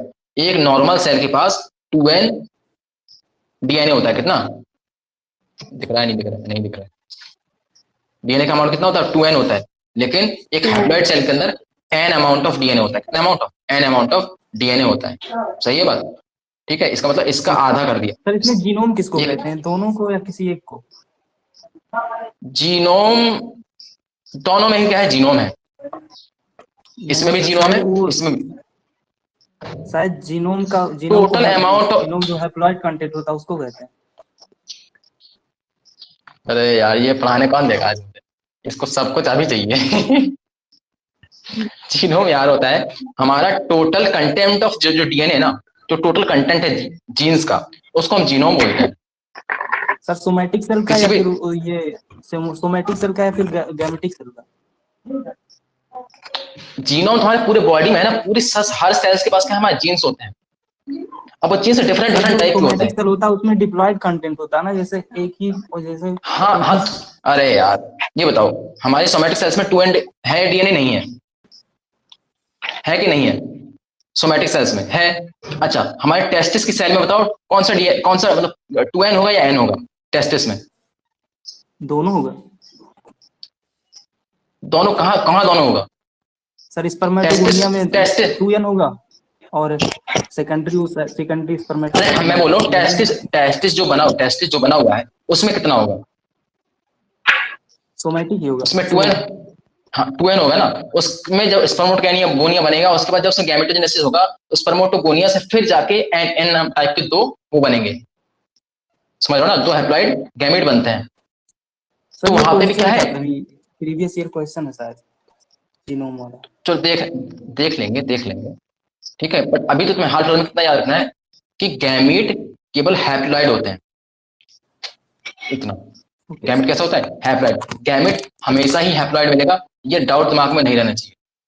गैमेट के पास एन ही होगा। अब यहाँ पे कुछ गैमेट दिए हुए हैं, एक दिया है किसका, क्लैडोफोरा का, जो क्या है एल्गी से मिलते हैं। तो इसके गैमेट को और देखो, दोनों आइडेंटिकल है, कैसे हैं, आइडेंटिकल है। तो इसको हम बोलते हैं आइसोगैमस। क्या बोलते हैं, आइसोगैमस। आइसो मतलब जहां पे तुम आइसो देखे ना, आइसो का मतलब होता है सेम से। तो देखो सेम है किसमें, मॉर्फोलॉजी में, इस वजह से कैसे आइसोगैमस गैमेट है। ये देखो बी वाला कौन सा है अपने पास, बी एग्जांपल है किसका, हेट्रोगैमेट का। इसका हेट्रो मतलब होता है डिफिलर, मतलब डिसिमिलर या फिर डिफरेंट टाइप के। तो यहाँ पे देखो फ्यूकस का एग्जांपल दिया है, किसका, इसका फ्यूकस का। फ्यूकस क्या है, फ्यूकस का एक एल्गा है, ठीक है। तो फ्यूकस किस कौन सा एल्गा है, ब्राउन एल्गी है। तो इसके बाद क्या है, इसके अंदर देखो इसका ओवम क्या है, बड़ा है, और इसका स्पर्म यानी कि जो मेल गैमेट है वो छोटा है, ठीक है। इसको होता है हेट्रो, बड़ा होता है। हाँ, और मतलब नारी शक्ति है ना वो, इक्वालिटी है ये नहीं, है ना, नारी शक्ति। तो उसके बाद आती है हेट्रोगैमेटी। एक और एग्जांपल दिया है सी में, इसमें दिया हुआ ह्यूमन बीइंग का। तो ये देखो रहा किसका, फीमेल का ओबा, ठीक है, और ये रहा मेल का क्या, स्पर्म, ठीक है, स्पर्म। तो स्पर्म देखो लंबा चौड़ा तो है, लेकिन चलती किसकी है? ओवम की। ये कहती तुम स्पर्म बोलते, स्पर्म से बोलते तुम कितने भी आ जाओ, तुम कितने भी आ जाओ, मैं केवल एक काफी हूँ तुम सब पे, एक बारी है। तो ये एक ही रहती है। तो सोचो एक एक मंथ में केवल एक ही ओवा बनता है, सोच के देखो। और यहाँ पे ह्यूमंस के अंदर कितने सारे स्पर्म बनते हैं, तो चलती किसके? बहुत ये भारी कंपटीशन रहते है हैं। सर यहाँ भी। यहाँ पे भी बहुत कंपटीशन है। लेकिन जीतता तो कोई एक है ना, और जीतता वो है जो रेस में आगे रहता है। सर जितना कुछ भी लोग रेस करेंगे में, सब जीता हुआ है ये। वही नहीं है जैसे वर्कर भी वाला सिस्टम है ना, सारे वर्कर भी होते हैं, सारे मर जाते हैं यस सर, यस सर। काम कर करके। वैसे ही यहाँ पे भी हम सारे, सारों का कुछ काम नहीं है। सोचो एक आदमी को अपने पूरी लाइफ में कितने 3 से 4 बच्चे करता है अब नॉर्मल, तो 3 से 4 बच्चे करने के लिए 3 से 4 स्पर्म की जरूरत है, लेकिन होते कितने सारे, मिलियंस में, यस सर, है बहुत। ना। तो इन सब हम लोग कहाँ से बताओ, इतना सा टॉपिक पढ़ने के लिए इतना टाइम लग गया, और ये होता है कि तुम सर आप स्लो स्लो चलते हो। सर टोटल वो लोग कितने genetics फॉर्म रिलीज करता है मेल? पर उसमें बार। पर एजुकेशन में एनसीईआरटी में डाटा लिखा है। अब डाटा तो मुझे याद नहीं रहता, लेकिन हाँ क्या एनसीईआरटी में लिखा हुआ है 2 to पर एजुकेशन। 5 मिलियन बिलियन कुछ ऐसा था। 22 मिलियन। हाँ तो उतने जितना लिखा है एनसीईआरटी में उतना ही होता है। लिखा हुआ है, रुको बता देती 200 हूँ। मिलियन। 200 मिलियन। 200 मिलियन। 200 मिलियन। तो अभी तक तुम लोग को डाटा अगर याद है तो अच्छी बात है, अगर नहीं है तो जब हम तब कर लेंगे तब याद हो जाएगा। मुझे डाटा याद नहीं है, सही बात तो ये बता दो। अरे सर रिप्रोडक्शन सब बहुत बढ़िया से पढ़ते हैं। हाँ हाँ, मजा आता है ना सबको। यस कोई सा भी चैप्टर पढ़ो ना, रिप्रोडक्शन ज्यादा फोकस से पढ़ते हो। अभी डाटा देख रहे हो तुम लोग पढ़ना नहीं है अभी तुम लोग को, बस आज आज डाउट सेशन ही चलना है। 200 to सर 300 मिलियन। कितना लिखा है? 200 to 300 मिलियन। 300 ये आता है, पर क्या लिखा है? पर इजैकुलेशन लिखा है। Yes sir. Yes sir. हाँ, तो एक इतना होता है, तो सोच लो कितना कितना स्पर्म नहीं बनता होगा। 2.5 to 5 ml ejaculation। और एक लेडी के पास कितना होता है? 10,000 ओम होते हैं शायद, इतने कुछ होता है ना, कितना होता है? ओवम का नहीं, बहुत मुझे होता भी है। नहीं पता। नहीं नहीं, 30,000 प्यूबर्टी के बाद से कितना होता है? 10,000 60,000 60,000 होता है। After 60,000 after puberty 60,000। सोचो उसके पास तो 60,000 में ही है ना, अपने पास मिलियंस में होते हैं, फिर भी क्या हाल। गुलाब कौन बोल रहा है? ये बाद में आएगा सब। साक्षी बोल रही है तो काफी बातें हो रही हैं, चलो आगे चलते हैं, बातें ज्यादा हो रही है। खत्म ही नहीं होगा। क्या बोल रहे हो? टॉपिक पे आइए सर, अब नहीं तो नहीं खत्म होगा। तुम लोग शांत हो ना पहले, थोड़ा सा शांत हो तब तो आगे बढ़ेंगे ना। माइक ऑफ करो सबको, माइक ऑफ करो, माइक ऑफ करो, माइक ऑफ करो, mic off, mic off, mic off 80,000 देव, माइक ऑफ करो पहले, माइक ऑफ करो सब लोग। अब शांति से माइक ऑफ कर लो, माइक ऑफ करो, थोड़ा चलने दो। सम एल्गा या सम algae, the two gamete are so similar in appearance, appearance में क्या है? Similar है, that is not possible to categorize them into male and female category, they are hence called homogametes, यानी isogametes। homogametes बोले isogametes, ध्यान सुनना, उसने जो चीज बोली है यहाँ से क्वेश्चन बनेगा, आधी बात लिखी है आधी नहीं लिखी है। बोला कि सम एल्गी, कुछ एल्गी ऐसी होती है जो कैसी है? सिमिलर इन अपीयरेंस है, देखने में ये जो हमें सिमिलर लग रही है, एक्चुअल में इनका जेनेटिकली दोनों क्या है? डिफरेंट है। इसके अंदर जो डीएनए या जीन्स वगैरह है वो अलग है, इसके अंदर जो है वो क्या है? अलग है। ये दिखने में सिमिलर है, याद से आइसोगैमेट, इनको अपीयरेंस की वजह से बोला गया है। ये चीज इसमें लिखी है कि gametes are so similar in appearance that is not possible to categorise them into male and female gamete. इसको हम देख के ये नहीं बता सकते कि कौन सा मेल है और कौन सा फीमेल है, ये चीज याद रखना। लेकिन इनका जो क्या है जीन्स वगैरह है वो क्या है? दोनों की डिफरेंट होते हैं। बात समझ में आई या नहीं आई? बस इतना सा हाँ या ना बता दो। यस समझ आई ना? समझ तो गई। इसको हम बोलते हैं होमोगैमेट्स। तो यहाँ से क्वेश्चन क्या बन जाएगा? यहाँ से क्वेश्चन बन जाएगा कि होमोगैमेट्स या आइसोगैमेट्स आर जेनेटिकली सिमिलर। बोलो हाँ या ना? अरे बोलो हाँ या ना। ठीक है, तो ये बोल सकता है, लेकिन हम क्या केवल ये अपीयरेंस में इनके मॉर्फोलॉजिकली सिमिलर होते हैं, ये जेनेटिकली सिमिलर नहीं होते हैं। कौन से? जो एल्गी के अंदर आइसोगैमेट्स बनते हैं, सम एल्गी के अंदर, सारे एल्गी में नहीं बनते, ये चीज याद रखना। सम एल्गी लिखा हुआ है उसमें। उसके बाद लिखा है however in majority of sexually reproducing organism the gamete produce are two morphologically distinct type. कुछ ऐसे भी होते हैं मेजॉरिटी में जो सेक्सुअल जो मेजॉरिटी क्या है, majority of sexually reproducing organism, जो बहुत सारे लोग हैं ना, बहुत सारे ऐसे लोग हैं जो कि करते हैं केवल जो सेक्सुअल रिप्रोडक्शन करते हैं उनमें हेट्रोगैमिट्स बनता है, यानी कि मोस्ट ऑफ द लोगों में हेट्रोगैमिट्स बनते हैं कुछ को छोड़ के। तो मेजॉरिटी में हेट्रोगैमिट्स बनते हैं और माइनर लोगों में क्या बनता है, आइसोगैमिट्स बनते हैं। याद रहेगा नहीं रहेगा? अगर इसको रिवर्स कर दिया जाए कि हेट्रोगैमिट कुछ लोगों में बनता है और होमोगैमिट मेजॉरिटी में बनता है, तो क्वेश्चन बन गया नहीं बन गया? इन दोनों में क्या फर्क है? किसमें? दोनों में मॉर्फोलॉजी का फर्क है, साइज का, मॉर्फोलॉजी का, दोनों एक जैसे। जैसे एक मिनट बताता हूं, इन दो पैन में क्या फर्क है? कोई फर्क है? कुछ नहीं। ऐसे हैं दोनों आपस में एक जैसे, तो इसको बोले कि ये दोनों मान लो क्या गैमिट है, तो कैसे हैं? ये आइसोगैमिट है, क्योंकि मॉर्फोलॉजिकली क्या है, दोनों सिमिलर है। अगर मैं मान लो इसके अंदर एक के अंदर क्या डाल दूं, ब्लैक इंक डाल दूं, तो भी ये कैसे दिखेंगे हमें सामने से? ऐसे ही दिखेंगे ना।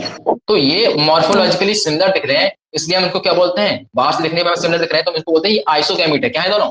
आइसोगैमिट है, आइसोगैमिट। ठीक है। लेकिन अगर ये पैन के साथ हम ये रख देते हैं ये, तो बताओ अभी कैसे गैमिट हो गए? एनाइसोगैमिट है ना, या एनाइसोगैमिट या फिर हेट्रोगैमिट, दोनों हेट्रोगैमिट है, यानी कि दोनों, हाँ दोनों में क्या है, जेनेटिकली वेरिएबिलिटी होगी। समझ में आ रही बात? नहीं आ रही? दो गैमेट्स कभी जेनेटिकली सिमिलर नहीं हो सकते ना, आइडेंटिकल। मॉर्फोलॉजिकली आइडेंटिकल होंगे, जेनेटिकली आइडेंटिकल हो भी सकते हैं, नहीं भी हो सकते हैं, ऐसा बोलना चाहिए मुझे। अगर जेनेटिकली आइडेंटिकल जब अरे जेनेटिक इनकम्पेटिबिलिटी, सुनो ध्यान से, ऐसा हो सकता है ना कि अगर मान लो अर्थवॉर्म ने बनाया तो उसके दोनों गैमेट कैसे बनेंगे, जेनेटिक भी कैसे बनेंगे, सेम बनेंगे नहीं बनेंगे? क्योंकि उसके एक ही प्लांट से बन रहे हैं। जैसे हम लोग आगे पढ़ेंगे कि एक पपाया का प्लांट होता है, उसमें दोनों जो फ्लावर है ना अलग अलग प्लांट पे लगते हैं, दोनों अलग अलग प्लांट्स पे लगते हैं। Why? कुछ ऐसे भी प्लांट होते हैं इसमें एक ही प्लांट पे लगते हैं, एक ही प्लांट पे दोनों, तो उसकी उस प्लांट के जीन एक जैसे होंगे नहीं होंगे? तो क्या दोनों जो गैमेट में जीन्स आएंगे कब ऑलमोस्ट सिमिलर आएंगे? तो उस हिसाब से फिर वो हाँ हो सकता है। तो ये कंसेप्ट लग सकता है, लेकिन इतना डीप हो सकता है, हो नहीं सकता कि वो जाएगा इतना डीप, वो मुझे नहीं लगता कि जाएगा, बट फिर भी दिमाग में रख लो क्या कि इनमें क्या जेनेटिकली सिमिलर हो भी सकते हैं, नहीं भी हो सकते हैं, ठीक है। अब वो डिपेंड करता है कि कैसा तुम्हें बोल रहा है, वो मोनोसियस प्लांट की बात कर रहा है या फिर डायोसियस प्लांट की बात कर रहा है, ठीक है। फ्लावरिंग वगैरह जब आगे पढ़ेंगे ना सेक्सुअल, तो वहां पर बोलो। इंस्टीट्यूट के टेस्ट का इंस्टीट्यूट का टेस्ट दोगे तुम्हें इजी पड़ेगा, इतना अंदर से वो लोग नहीं लेते हैं, किसी का भी दोगे तुम लोग, समझे? वॉइस कट रही है। ये बोल रहा हूँ कि किसी भी इंस्टीट्यूट का तुम टेस्ट दोगे ना, इतना डीप से वो लोग इंस्टीट्यूट वाले नहीं पूछेंगे। समझ आई बात? नहीं आई? Yes, sir. चलो तो चलते हैं आगे। उसके बाद क्या लिखा है, एंथीरोजॉइड और स्पर्म, ये क्या है, मेल गैमिट होते हैं। और फीमेल गैमिट कौन कौन सा होता है, एग बोलते हैं या फिर उसको ओवम बोलते हैं। समझ आ रही बात? नहीं आ रही? बस इतना बोलता जाओ जल्दी जल्दी, समझ आ रही कि नहीं आ रही? एंथीरोजॉइड क्या है और स्पर्म क्या है? मेल गैमिट को बोलते हैं, और फीमेल गैमिट को हम क्या बोलते हैं, एग बोलते हैं या फिर ओवम बोलते हैं, ठीक है। चलो अब बात आती है सेक्सुअलिटी इन ऑर्गेनिज्म। सेक्सुअलिटी मतलब किसके पास कौन सा सेक्स है, क्या एक आदमी के पास एक ही सेक्स है या एक से ज्यादा सेक्स है? यहाँ पे आदमी से बात मतलब है ऑर्गेनिज्म से, ऑर्गेनिज्म से बात चल रही है यहाँ पे। वो एनिमल हो सकता है, प्लांट हो सकता है, ह्यूमन हो सकता है, वो है ना, कुत्ता बिल्ली बंदर हो सकता है, वो केचुआ हो सकता है, मतलब अर्थवर्म हो सकता है, लीच हो सकता है, कुछ भी हो सकता है। पपाया का प्लांट हो सकता है, वो है ना, और जितने एग्जाम्पल्स ने दिए वो डेट पाम हो सकता है, कुकरबिट हो सकता है। यहाँ पे आएगा मैचिंग क्वेश्चन ध्यान से।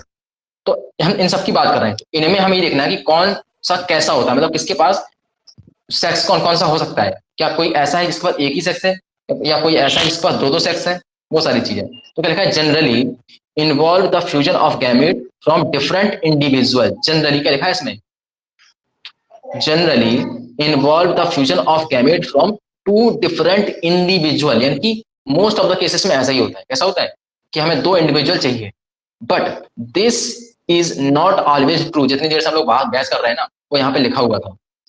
सर यही वाला डाउट था। तो अभी क्लियर है कि सब में ऐसा मेजोरिटी में कैसा होता है कि दो इंडिविजुअल हमें डिफरेंट चाहिए, बट ऐसा हर केस में ट्रू नहीं होता।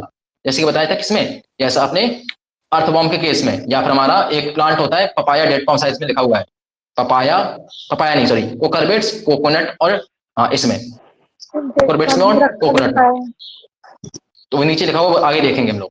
तो क्या लिखता है, आगे देखते हैं कि प्लांट में have both male and female reproductive structure. क्या लिखा हुआ है, प्लांट के पास दोनों हो सकते हैं, मेल भी हो सकता है और फीमेल रिप्रोडक्टिव स्ट्रक्चर हो सकते हैं इन द सेम प्लांट। तो जब सेम प्लांट के पास क्या हो, दोनों ही रिप्रोडक्टिव स्ट्रक्चर हो, समझ रहे हो, दोनों रिप्रोडक्टिव स्ट्रक्चर क्या होते हैं, रिप्रोडक्टिव स्ट्रक्चर होते हैं इनके फ्लावर में पाए जाने वाला क्या, पोलन,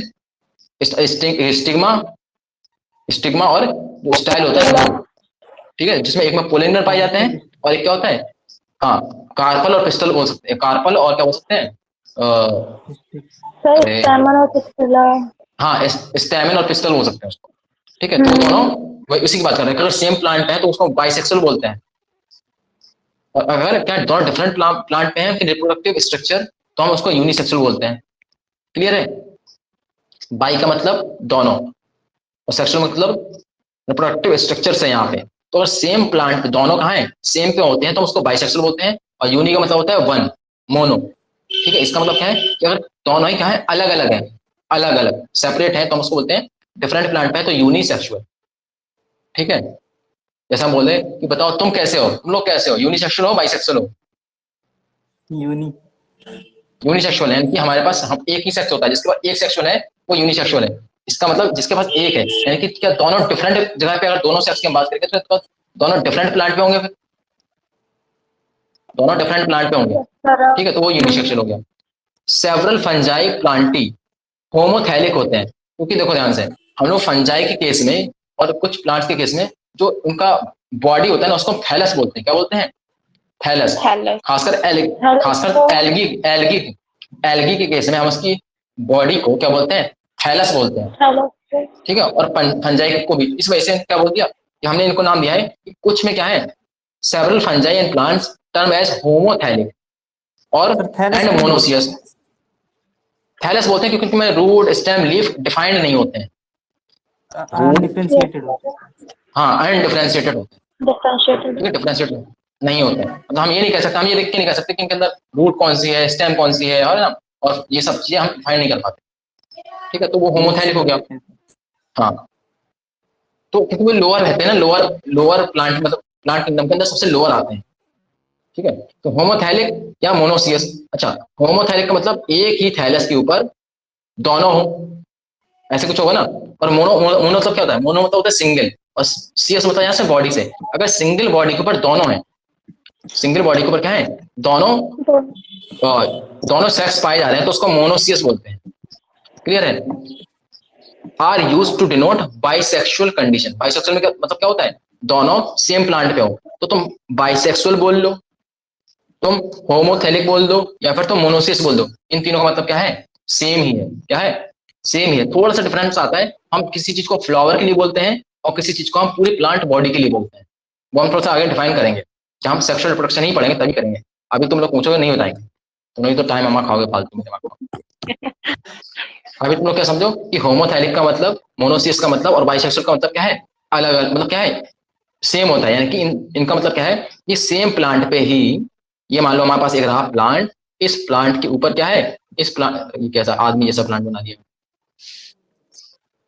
है ना, इस प्लांट के पास ही क्या है, यहाँ पे मेल गैमेट बनता है, मतलब मेल रिप्रोडक्टिव स्ट्रक्चर है, और इसी के पास क्या है, फीमेल रिप्रोडक्टिव स्ट्रक्चर है, तो दोनों सेम प्लांट पे होते हैं, तो इसको चाहे तो तुम बाइसेक्सुअल बोल लो, क्या बोल लो, या तुम इसको होमोथैलिक बोल लो, या फिर तुम इसको क्या बोलो, मोनोसियस बोल लो, क्या बोलो, मोनोसियस बोल लो। ये तीनों इसी के लिए यूज होते हैं, याद रखना, क्वेश्चन कंफ्यूज करेंगे, आंसर बनता है तो क्वेश्चन बनने में। उसके बाद बात आती है हेट्रोथैलिक या डायोसियस की।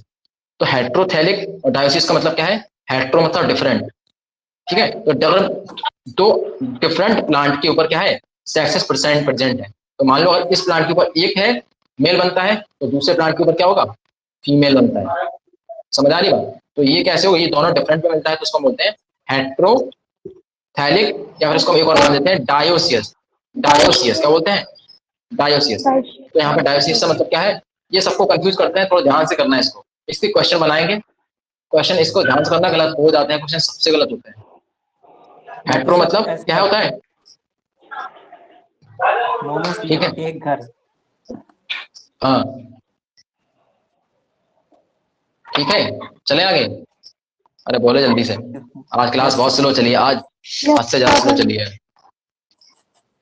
आगे चलते हैं कि डिस्क्राइब यूनिसेक्सुअल कंडीशन, ये किसको डिस्क्राइब करता है, हेट्रोथाइलिक या फिर डायोसियस यूनिसेक्सुअल कंडीशन को डिस्क्राइब करती है। क्लियर है? अच्छा, कह रहा है in flowering plant unisexual male flower is staminate. क्या कहलाता है? स्टैमिनेट।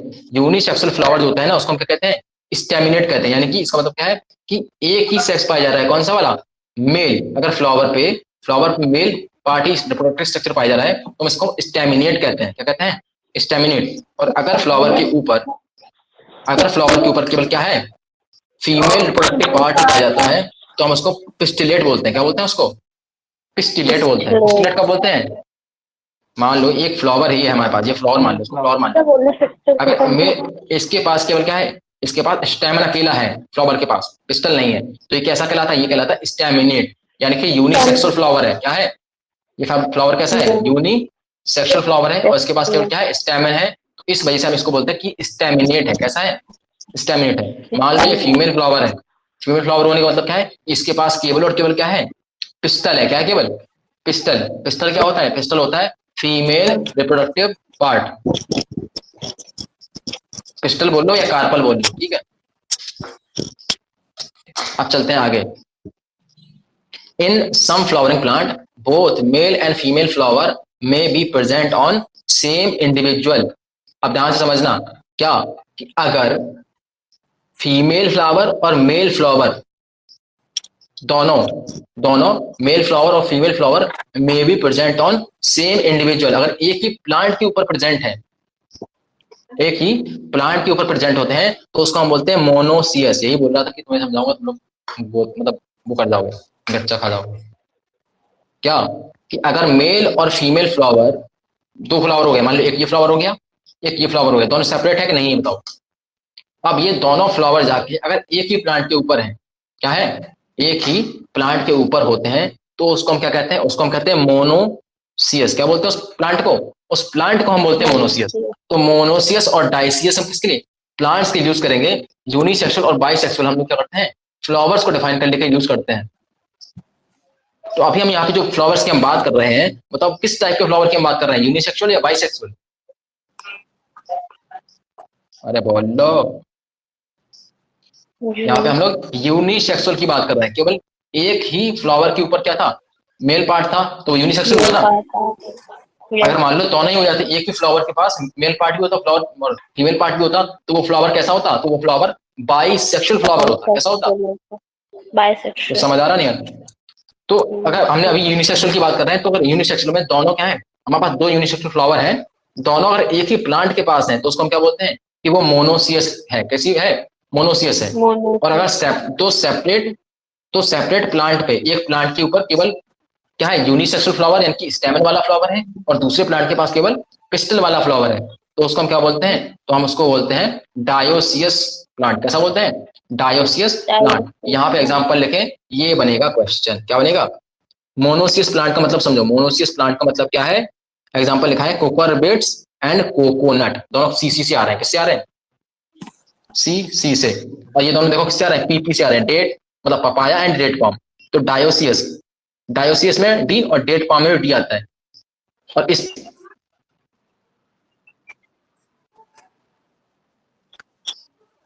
पी को याद करने का कितना मस्त तरीका है कि डायोसियस, कुकुम्बर भी है ना सर? हाँ कुकुम्बर भी है दोनों के। अरे कुकुम्बर ना, कुकुम्बर में कुकरबेट्स में आ जाएगा, कुकुम्बर नहीं समझे। कुकुरबेट्स के अंदर कौन कौन आता है, कुकुम्बर आएगा, ककड़ी, ये सारा उसी में आता है। ककड़ी समझते हो नहीं समझते हो?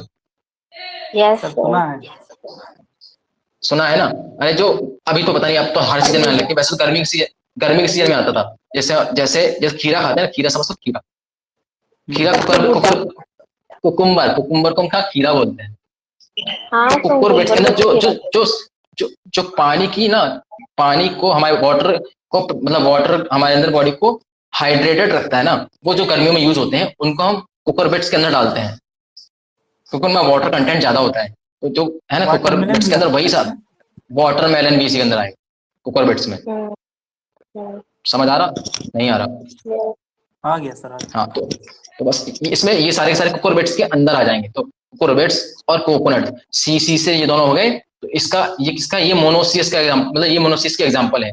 और डायोसियस के एग्जाम्पल कौन कौन से हैं? Papaya and date palm. तो इनको याद करने का तरीका क्या है? देखो डायोसियस में कौन आता है? Date palm. तो डी से डी याद रहेगा नहीं रहेगा? yes, रहेगा। रहेगा ना। और ये दोनों पी से पी मिला लो कि पपाया के साथ में पाम, तो पी से इनकी साथ करने के लिए नहीं भूल जाओगे कि कुकुरबिट के साथ में डेट पाम था क्या था। तो याद रखेंगे डायोसिस में डेट पाम आता है, तो अब पी से ये पीस का मिला तो पपाया हो गया यार। अरे हो गया नहीं हो गया? yes, हो गया।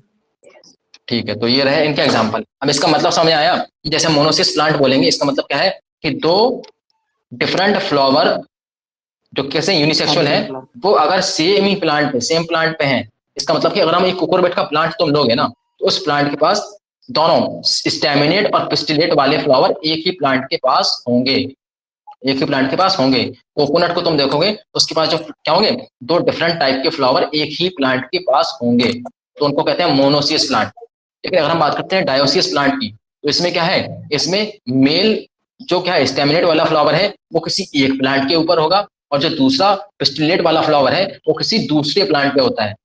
तो कभी तुम देखो, कभी भी एक प्लांट के जो पपाया बनता है ना, वो सही मतलब कभी भी प्रॉपर नहीं बनता। जब तक हमें अगर कभी पपाया लेना है तो हमें दो प्लांट को पास में लगाना पड़ेगा। क्या करना पड़ेगा?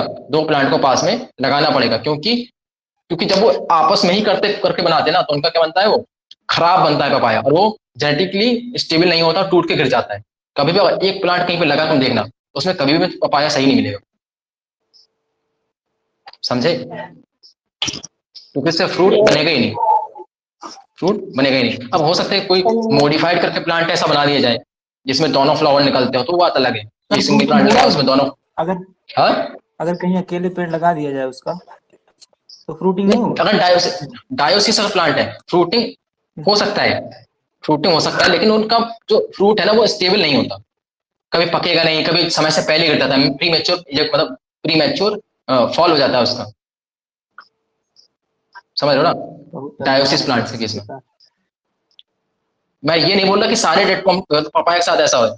अरे यार अपने पास तो अपने बहुत सारी साइंटिफिक टेक्निक आ गई है, हम ऐसा भी कर सकते हैं कि प्लांट हमारे पास कैसा हो जाए, इसको हम मोनोसिस बना लें, यानी कि उसी प्लांट में दोनों फ्लावर आने लगे।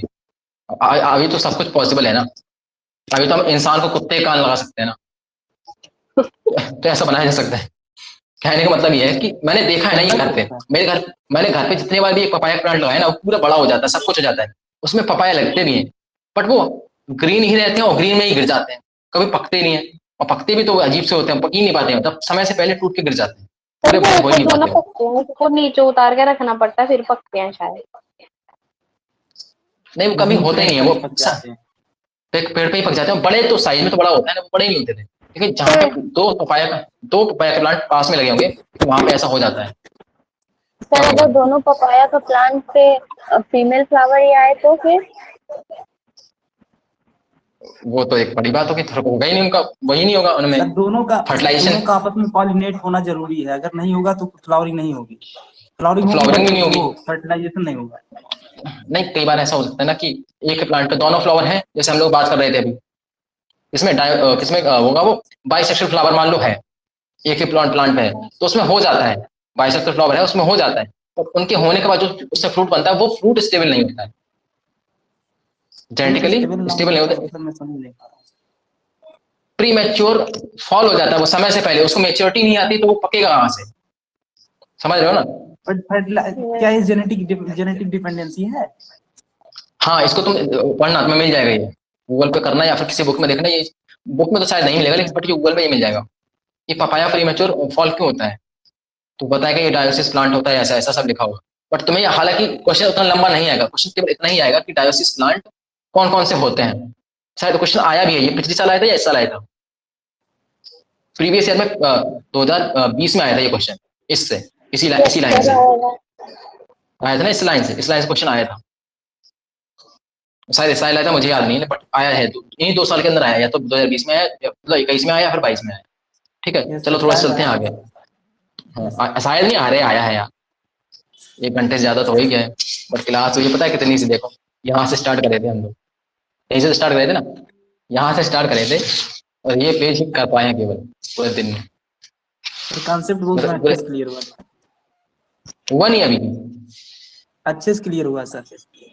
अच्छा हो गया, मुझे लगा अभी भी नहीं हुआ, 1 घंटा खाने के बाद कंसेप्ट नहीं हुआ है क्लियर, तो हो गया काम हमारा। तो इतना ही रखेंगे, थोड़ा सा और खींचे इसको। ठीक है नहीं सर। सर, इतना ही रखे हैं। इतना ही रखते हैं। आज कौन सा दिन था इसका? सेकंड या थर्ड डे है? सर खींच दीजिए थोड़ा। आज इसका थर्ड डे है ना? Second day? कौन सा डे है आज इसका? Third day. ये बताओ। Third third day. थर्ड कितना बच रहा है अपने पास? ये स्ट्रक्चर है, नहीं बचा, 2 पेज ही तो बचे हैं यार अपने पास। कर दीजिए। सर हो जाएगा, अभी करना है कि कल करेंगे? डायमेंट ट्रांसफर तक। कल हाँ, अच्छा, यहाँ पे वोटिंग करके लोग लिख के बताओ, तो समझ में आएगा कितने लोग कर रहे हैं कल के लिए, कितने लोग बोल रहे हैं अभी के लिए। मैं यहाँ पे मैसेज करो सब लोग, आज वाले कल वाले। हाँ, ये मतलब कर दो, मैसेज कर दो यहाँ, तब देख पाएंगे, बोलने से समझ नहीं आएगा। मैं चैट में लिखो, चैट में लिखो टुमारो, अभी कराओ, और लिखो, जल्दी लिखो। ऐसे टाइप करो सब लोग। सो कौन? निशा सो गई लगता है। अरे निशा मैसेज लिख लो। निशा चली गई क्या? है तो देव अभी कैमिट ट्रांसफर तक साक्षी बोल रही है। यार 2-2 हो गया रे इसमें। अरे तुम लोग भी ना इतने मूर्ख टाइप के लोग हो, 2 लोग बोल रहे हो, क्या 2 बोल रहे हैं अभी। कौन बच गया है? आप अपना एक लोग। आप अपना वोट कर दीजिए। अरे खुशी का वोट तो आन दो, खुशी का वोट आ रहा है। फुल ले मुझे बोलिए, चुप कर जा और बड़े भाई। ये तो अलग लेवल की। चलो ठीक है, अच्छा करते हैं कोशिश करते हैं, चलो आगे थोड़ा सा खींचते हैं, ज्यादा नहीं खींचते, थोड़ा सा खींचते हैं। नहीं करना है। सर जल्दी लेके। हाँ देखो, but what about animals are, ये एग्जांपल याद कर लेना, क्वेश्चन आएगा, बहुत मारेंगे नहीं तो बाप पड़ेगा सबको। Are individual of all species either male or female, ये क्वेश्चन मार्क लिखे, ये नहीं पढ़ रहे हैं फालतू चीज। सेवरल यूनिसेक्सुअल एनिमल, जैसे कि अर्थवॉर्म कैसा है? यूनिसेक्सुअल एनिमल है, इसका मतलब क्या है? इसके, मैं गलत बोल दिया क्या? नहीं गलत नहीं बोला, सही बोला हूं, है ना? स्पॉन्ज और earthworm, sponge and earthworm, tapeworm, leech, ये कैसे हैं? Typical example of bisexual animal, इसका मतलब क्या है? इनके पास दोनों ही क्या है? दोनों ही सेक्स ऑर्गन इनके एक ही एनिमल के बॉडी में होते हैं। एक ही एनिमल के बॉडी में क्या होते हैं? दोनों सेक्स ऑर्गन होते हैं। क्लियर है चीज? इसको एक और नाम दिया जाता है हर्माफ्रोडाइट। जब एनिमल किंगडम पढ़ेंगे ना हम लोग, एनिमल किंगडम में बहुत बार आएगा, फलाना है हर्माफ्रोडाइट है, ठिकाना है ना, ऐसा करके। तो अब यहाँ पे एक चीज लिखिए कि कॉकरोच कैसा है, ध्यान से, कॉकरोच कैसा है? यूनिसेक्सुअल, यानी कि अगर 2 कॉकरोच को आपस में मीटिंग करनी है, मतलब कॉकरोच को आपस में मीटिंग करनी है, तो उसको 2 आदमी चाहिए, एक मेल कॉकरोच चाहिए और एक फीमेल कॉकरोच चाहिए। ऐसा समझ लो, जो अर्थवॉर्म है ना, स्पॉन्ज है और टेपवॉर्म है और लीच है, ये ना नर है ना मादा है, ये ना नर है ना मादा है। जो अपने आते हैं ना शादियों में ताली बजाते हैं, ये उस टाइप के लोग हैं ये लोग। अर्थवॉर्म, स्पॉन्ज, टेपवॉर्म, लीच, मतलब कॉम्बिनेशन, ऐसा नहीं कि ये वो भी नहीं है। मतलब कहने का मतलब है कि इनके पास कैरेक्टर दोनों के होते हैं ना, कैरेक्टर दोनों के हैं, बट वो एक्टिव नहीं होते हैं। फर्टिलाइजिंग कैपेसिटी और गैमेटोजेनेसिस की कैपेसिटी। अरे हमें पता है, ज्ञानी बाबा, इसका नाम क्या है आज से? ज्ञानी बाबा। नो सर, ये तो अब ज्ञानी। इसको सब पता है ये बात। मैं बता रहा हूँ कि लक्षण देखो, उनके कैरेक्टर देखो, आधे जैसे कहते हैं अज्ञानी। तो एग्जांपल याद रह जाएंगे। हर्माफ्रोडाइट के 4 एग्जांपल दिए, कौन कौन से? अर्थवॉर्म, स्पॉन्ज किसके अंदर आएगा? पोरीफेरा के अंदर, ठीक है। टेपवॉर्म और लीच कौन होता है? Blood sucker. कौन? सर जो ब्लड सकर, जो हाँ, जो किसमें लगे होते हैं? गाय भैंस के ऊपर लगे होते हैं। तो कहाँ गाय भैंस के ऊपर लगे होते? कीचड़ के अंदर होते, पानी के अंदर होते। गाय भैंसों पे कहाँ मिलते हैं? हमें लगे हुए मिलते हैं। कभी देखा नहीं? देखिए सर, देखिए, बड़ी उतारी हुई है। गाय भैंस के ऊपर लगी होती थी पहले, अब मतलब लग जाती है। पानी के अंदर होती है। देखो, आज तुम लोग पूरा बात करने के मूड में, हमें समझ में आ गया, तुम लोग पढ़ने के मूड में हो नहीं, और फिर भी बोल रहे थे और करो। थोड़ा सा टॉपिक मिलता है तो चालू बीच में। चालू हो जाता है। ये ना सारा काम पता है किसने खराब करा है? ये देव खराब करता है। ये चालू कर देता है, फिर वो बात ही चलती है वो। चलो चलते हैं आगे। Cell division during gamete formation. Cell division during gamete formation के बारे में देखते हैं कि gamete in all heterogametic species are two type, male and female. Heterogametic को समझ रहे हो ना? हेट्रो डिफरेंट टाइप के गैमेट जिसमें बनते हैं, उसमें दो टाइप के क्या है गैमेट बनते हैं, मेल गैमेट और female gamete. Gamete are haploid, ये पहले भी बता चुके, ये चीज याद रखना, क्वेश्चन आएगा तो सीधा स्टेटमेंट है, सीधा पूछेगा हैप्लॉइड, डिप्लॉइड, ट्रिप्लॉइड है ना, टेट्राप्लॉइड, ऐसा पूछ सकता है क्वेश्चन। कैसा पूछेगा? Gamete are haploid, diploid, tetraploid या ट्राइप, मतलब ऐसा करके, ठीक है। तो the parent plant body from which they arise may be either haploid or diploid. अच्छा, हैप्लॉइड गैमेट होता है, बट ये जो गैमेट हैप्लॉइड बन रहा है, वो जिससे बन रहा है वो हैप्लॉइड भी हो सकता है और वो डिप्लॉइड भी हो सकता है। लेकिन यहाँ पे समझने वाली बात यह है कि अगर मान लो हमारा जो जिससे पेरेंट है, जिससे ये हैप्लॉइड गैमेट बन रहा है, अगर वो भी हैप्लॉइड हुआ, तो हैप्लॉइड से हैप्लॉइड गैमेट बनाने के लिए जो सेल डिवीजन चलता है वो कौन सा होता है? माइटोटिक डिवीजन होता है। कौन सा? ये याद रखना, माइटोटिक डिवीजन होता है। देखो जनरली हम लोग ये मान के चलते हैं कि गैमेट बनाने के लिए हमें मियोटिक डिवीजन यानी कि मियोसिस करानी पड़ती है। सुनो अब ध्यान से, पहले माइक ऑन मत करना कोई भी और बोलना मत बीच में, अगर डाउट ना है नॉर्मली। तो हैप्लॉइड गैमेट बनाने के लिए हम लोग जनरली क्या सोचते हैं कि मियोसिस होती है। क्या होती है? मियोसिस यानी कि मियोटिक डिवीजन होता है। लेकिन इन केस अगर मान लो जिस पेरेंट से हमें क्या बनाना है, गैमेट बनाना है, वो खुद में ही क्या है? हैप्लॉइड है। क्या है? हैप्लॉइड है। तो हैप्लॉइड गैमेट मतलब हैप्लॉइड पेरेंट से और हमें हैप्लॉइड गैमेट बनाना है, तो उसके लिए हम मियोसिस नहीं करा सकते, क्योंकि मियोसिस क्या होता है? Meiosis is a reductional division. क्या होता है? यानी कि उसमें क्या होता है कि 2n से चीजें केवल n बनती हैं। क्या बनती हैं?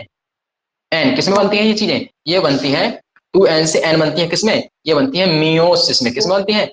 मियोसिस में। तो अगर हम गैमेट बनाना था, अगर मान लो जो पेरेंट है वो 2n वाला है, डिप्लॉइड है, तो हम मियोसिस करा के आराम से बना लेंगे। क्लियर है चीज? लेकिन हम जिस पेरेंट से बना रहे हैं, जैसे हम एल्गी वगैरह देखेंगे, है ना, लोअर ऑर्गेनिज्म देखेंगे, तो उनकी बॉडी ही क्या होती है जिससे हमें बनाना है? वो खुद में ही एन होते हैं। कैसे होते हैं? वो खुद में एन है, तो पहले ही से एन है। अगर हम इसमें म्यूसिस कराएंगे, अगर इसमें म्यूसिस कराने जाओगे तो n/2 टाइप की चीज बनेगी, जो कि एग्जिस्ट नहीं करती। ऐसा कुछ होता नहीं है, यानी कि इस अमाउंट ऑफ डीएनए का या इस अमाउंट ऑफ डीएनए का आधा हो जाएगा, जो कि पॉसिबल नहीं है। तो इसके लिए हमें क्या कराना पड़ता है? इसके लिए हमें एन से एन बनाने के लिए हमें कराना पड़ता है क्या? हमें कराना पड़ता है इसमें माइटोटिक डिवीजन कराना पड़ता है, माइटोसिस करानी पड़ती है, माइटोसिस करानी पड़ती है। तो माइटोसिस में क्या होता है? Mitosis is the equational division. क्या होता है? इक्वेशनल, यानी कि इसमें जो गैमेट बनता है वो उसके पास उतना ही अमाउंट ऑफ डीएनए होता है जितना उसके पेरेंट के पास होता है। अरे बोलो हाँ या ना, कंसेप्ट समझ में आ गया? तो क्या ये अब सुनना, स्टेटमेंट सुनना, क्वेश्चन वाला statement. For the formation of gamete always meiosis takes place. Statement correct है इनकरेक्ट है?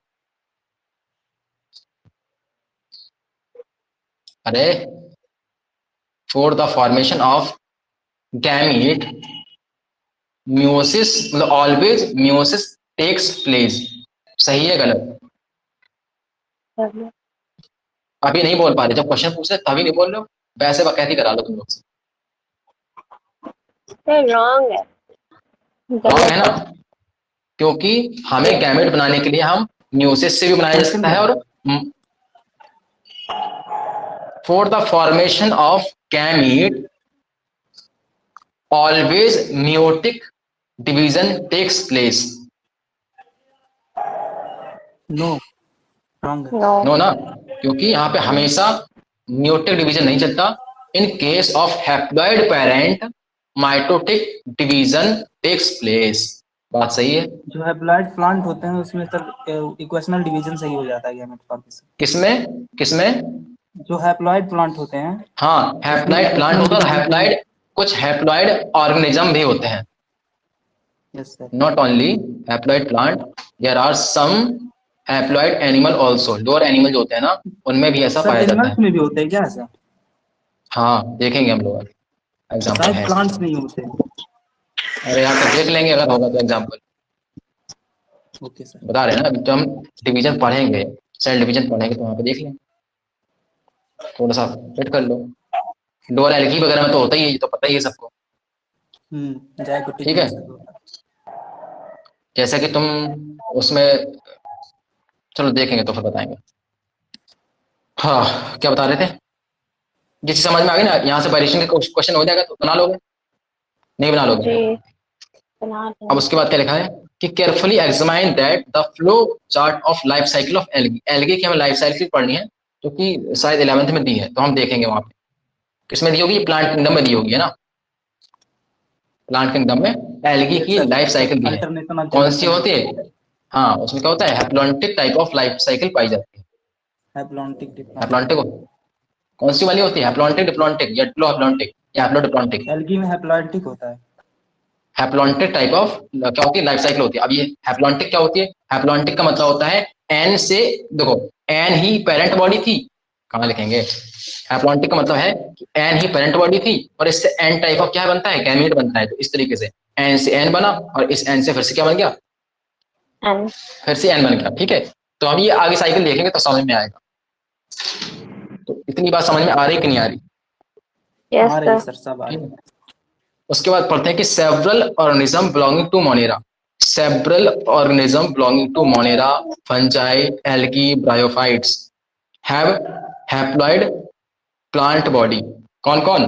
मोनेरा, क्या लिखा है, बैक्टीरिया, देखो ध्यान से क्या लिखा हुआ है, bacteria. Monera, fungi, algae and bryophyte की प्लांट बॉडी कैसी होती है, हैप्लॉइड होती है। अप्लाई, ठीक है, इसके अलावा क्या लिखा है, हाँ ध्यान से देखो, इसके अलावा क्या लिखा है, but in organism belonging to pteridophyte, gymnosperm, angiosperm and most of the animal, क्या लिखा है, most of the animal including human being the parental body is diploid. क्या यहाँ पे ऑल लिखा है, बताओ यहाँ पे ध्यान से, क्या लिखा है यहाँ पे, ऑल लिखा है, नहीं ऑल नहीं। क्या लिखा हुआ है, मोस्ट ऑफ द एनिमल। इसका इसका दूसरा इंटरप्रिटेशन क्या निकल रहा है कि कुछ एनिमल ऐसे होते हैं जो कैसे हैं, हैप्लॉइड है।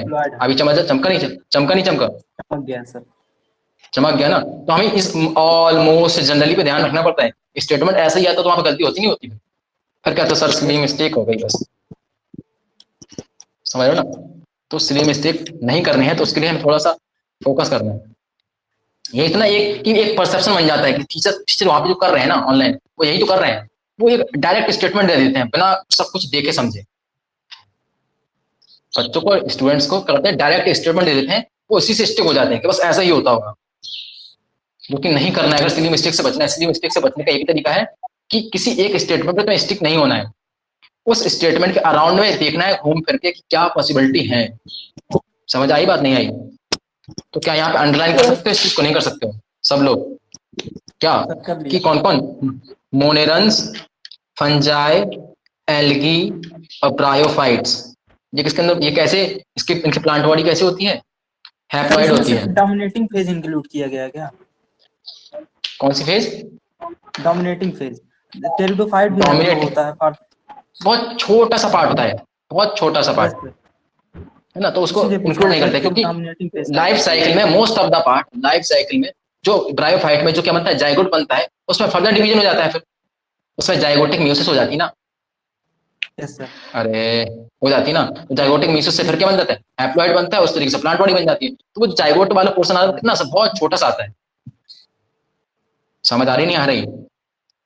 Yes sir. आ रही ना, इस वजह से हम आगे देखेंगे, प्लांट किंगडम में देखेंगे, तुम्हारे डाउट नहीं रहेंगे, ये बात की हम गारंटी है, डाउट्स नहीं रहेंगे। डाउट के अलावा जो चीज नहीं रहेगी वो नहीं रहेगी, तुम किसी एक स्टेटमेंट से स्टिक करके नहीं रहोगे, पेपर में उस स्टेटमेंट को पढ़ोगे प्रॉपर तरीके से, तब आंसर करोगे। अभी करते हो स्टेटमेंट, हमें टीचर ने ऐसा बता रखा है, वो एंटी वाली जानते हैं कि क्या मार्केट में चल क्या रहा है, मार्केट में जो चीज चल रही है ना, और वो इसी स्टेटमेंट बनाते हैं, अच्छा मार्केट में ये पढ़ाया जा रहा है, चलो भाई ऐसा चलेगा काम। सीधे क्यों कह देते हो कि हमें एनर्जी केवल कार्बोहाइड्रेट से मिलती है, नहीं, पॉसिबिलिटी हुई तो हमें एनर्जी फैट से भी मिलेगी, नॉट ओनली फैट, हमें प्रोटीन से भी एनर्जी मिलती है। ठीक है, जब हमारे बॉडी में प्रोटीन से एनर्जी मिलनी शुरू हो जाती है हमारी बॉडी में कीटोन बॉडी इकट्ठी होने लगती है। कौन सी बॉडीज? कीटोन्स बॉडी, जो कि हमारी बॉडी के लिए बहुत हार्मफुल केमिकल होता है। तो इसी हिसाब से देखते हो, जब हम खाना बहुत लंबी फास्टिंग करते हैं तो आदमी का जो यूरिनेशन है वो, और आदमी की बॉडी बहुत ज्यादा कैसे सिक सी रहने लगती है, क्योंकि उसके अंदर जो कीटोन बॉडी है वो टॉक्सिक मटेरियल होता है, क्योंकि वो प्रोटीन के ब्रेकडाउन से एनर्जी हमें मिल रही है। क्या फास्टिंग से क्या होता है? फास्टिंग से पहले तो हमारा कार्बोहाइड्रेट सारा बर्न हो जाएगा एनर्जी के लिए, फिर उसके बाद हमारा सारा का सारा फैट बर्न हो जाएगा। अब एट द एंड तुम कुछ कर खा नहीं रहे हो तो हमारी बॉडी की जो मस्कुलर जो है ना प्रोटीन पार्ट है, उसका ब्रेकडाउन होने लगता है एनर्जी के लिए। उसके ब्रेकडाउन से कीटोन बॉडीज नाम के कंपाउंड, मतलब क्या केमिकल कंपाउंड बनता है, वो जब हमारी बॉडी में जाता है तो वो हार्मफुल होता है, समझे? तो उससे सिकनेस और बीमारी जैसा। हाँ, तो इसी तरीके से तुम्हें एक चीज पे स्टिक नहीं रहना है, एक चीज पे स्टिक नहीं रहना है, उसको थोड़ा सा वाइड करके, मतलब ऐसा नहीं है कि तुम इस चक्कर में 15 किताब उठा के पढ़ना शुरू कर दो। बट जो स्टेटमेंट लिखा हुआ है, अगर उसने लिखा है कि फूड प्रोवाइड एनर्जी, मतलब कार्बोहाइड्रेट प्रोवाइड एनर्जी, तो उसके दो कंपोनेंट और उसने आगे लिखे हैं, फैट और कार्बोहाइड्रेट, मतलब फैट और प्रोटीन।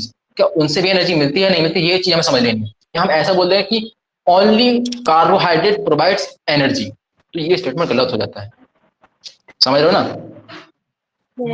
हमें थोड़ा सा वैरी करना है अपनी चीजों को, जो एनसीईआरटी लिखी उसको वैरी करना है। हमें बाहर से कहीं कोई नई चीज लाके उसमें वेरिएशन नहीं ढूंढना है, कोई बाहर से चीज लाके उसमें वेरिएशन नहीं ढूंढना है, कि जो चीज में लिखी है उसमें वेरिएशन हमें देखना है।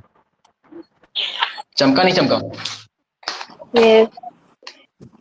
चलो, तो ये चीज लिखिए कि किस किस में, टेरिडोफाइट में, जिम्नोस्पर्म में, एंजियोस्पर्म में, और मोस्ट ऑफ द एनिमल्स में क्या होता है, diploid parent body. Parent body कैसी होती है? डिप्लॉयड होती है। तो इसको भी अंडरलाइन कर लो और इसका क्वेश्चन बनाएंगे, ठीक है?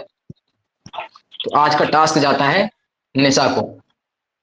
हाँ, आज का टास्क जाता है निशा को। तो मेरे को दिया हुआ आपने? किसको? मेरे को टास्क दिया हुआ था? हाँ, कौन सा दिया हुआ? वो कल किया था। तो आज का टास्क जाता है साक्षी को और देव को जाता है, ठीक है? सर हमें देव को जाएगा शाम, नहीं तुम्हारा जाएगा शाम को। तुम्हारा शाम को जो टास्क, शाम को काम चलेगा ना, काम होगा बायोलॉजिकल क्लासिफिकेशन पे उसका। हाँ, सबको करना पड़ेगा। अगर सिलेक्शन चाहिए है तो थोड़ी सी मेहनत करनी पड़ेगी, ये अपने लिए थोड़ी ना बना रहे हैं। डर लगता है।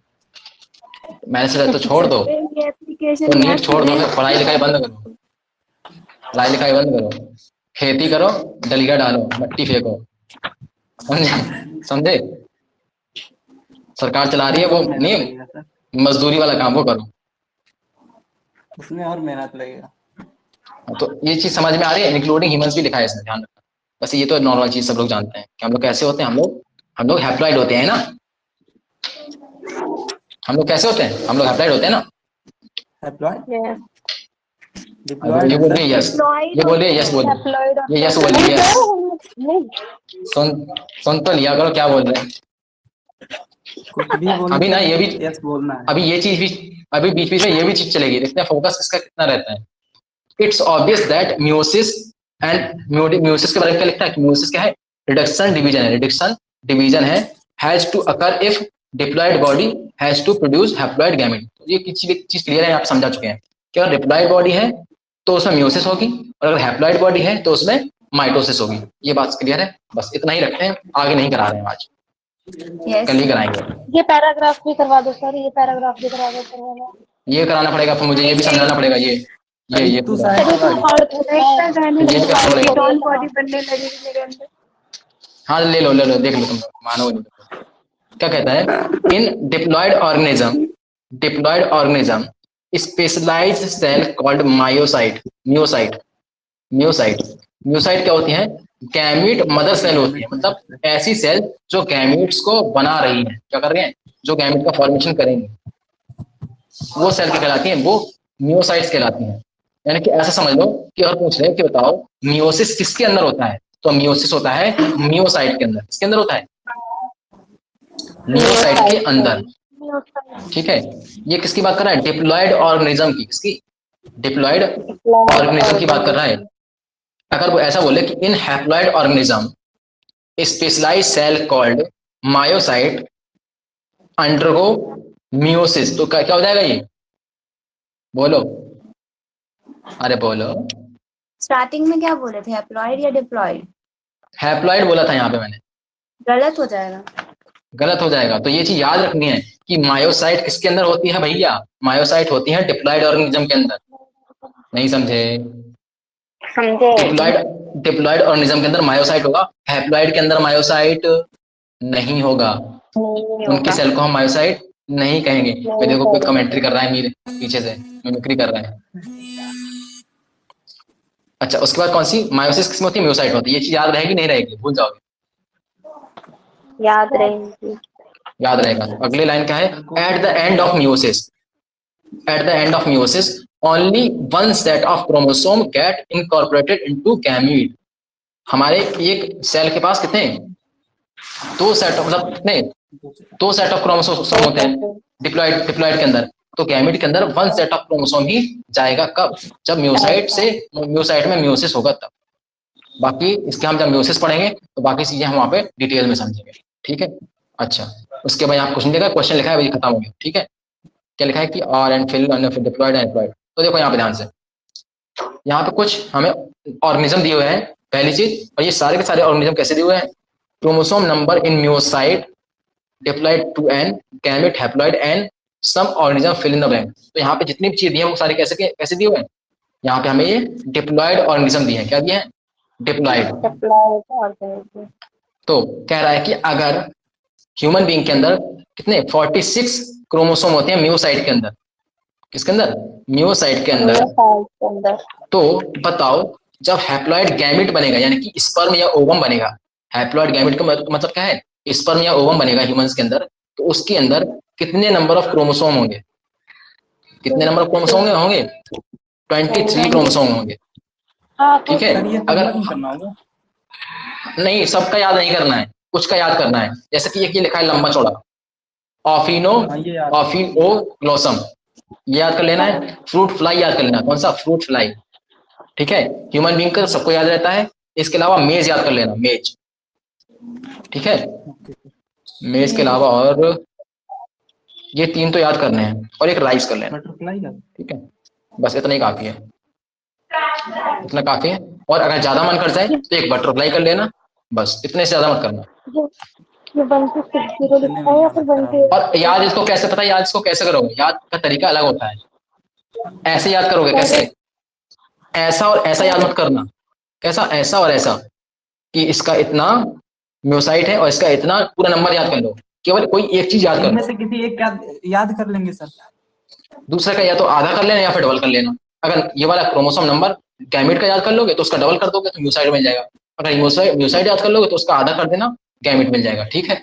दोनों याद करने के लिए मत बैठना, जरूरत नहीं है ना उसकी। अगर हम ऐसे याद कर लेंगे कि राइस के अंदर म्योसाइट में 24 क्रोमोसोम होते हैं, तो पक्की बात है गैमेट में कितने हो जाएंगे? उसके हाफ 12 हो जाएंगे। तो हमें याद नहीं करना, हमें केवल इसको याद करना है, और याद हो जाएगा। इसका क्वेश्चन बना लेना है। सब सिंपल तरीका क्या है इनका? बना लो क्वेश्चन, क्वेश्चन बनाओगे याद हो जाएगा। अदरवाइज तुम इसको रटते रहोगे, याद नहीं होगा। ठीक है। तो एक तो मैचिंग क्वेश्चन बनाना। क्या बनाना? वो बड़ा खतरनाक सा क्वेश्चन बनाना कि सबकी आते कब जाए देखते हैं। आते समझते हो ना? आते समझते हो? सर कौन बना रहा है क्वेश्चन, कौन बना रहा है? आते समझते हो? आते इंटेस्टाइन, वो हल जानी चाहिए। इतना खतरनाक क्वेश्चन ऐसे बनाना चाहिए। तो बनाएगा कौन? बनाएगा कौन? कौन? शत्रु के आत्मबल से। हमारा क्या बोलते हैं? हमारे आत्मबल से शत्रु का आत्मबल ज्यादा है। ये सोचना है मृत्यु। तो बोलता है ना बाहुबली डायलॉग है, जब भागने लगती है उसकी आर्मी, तो ऐसे ही तुम लोग को।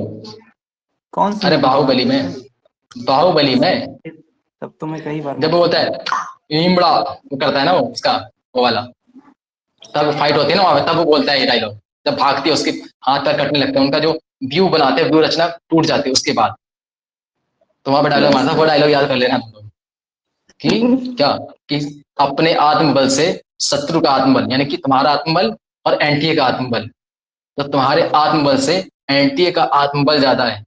ये सोचना है क्या कि तुम नीट में फेल हो गए हो। समझ में आया क्या?